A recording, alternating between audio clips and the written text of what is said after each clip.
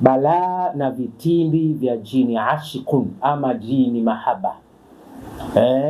Na nikapokea maswali mengi kutoka kwa ndugu zangu kwamba wanahitaji msaada kujua dawa mbalimbali za kumtoa huyu jini ashikun. Tunapozungumza jini ashikun ni miongoni wale majini khabithi kabisa ambao leo ndoa nyingi zimevurugika.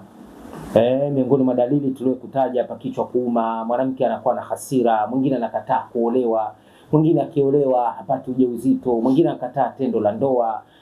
Mwanamume vile vile naye anakuwa na hasira, hadumu, kila siku anaacha, kila mwanamke anampa kasoro. Lakini haishii huko tu, inaishia mwanamume hata kumharibu katika nguvu zake za kiume. Haishii hapo tu peke yake. Huyu jini inapelekea kipindi mpaka anaharibu katika mtiririko wako wa riziki, kwa sababu ni jini ambaye kwamba wana tabia ya kumwekea kiza kizito mwanadamu, anamwekea nuksi nzito mwanadamu. Na leo watu wengi wanakuwa wanasafa na huyu shetani wa kijini ambaye ni habithi kabisa. Watu wengi wamepoteza gharama nyingi mno kuweza kumtoa, lakini bado anawasumbua.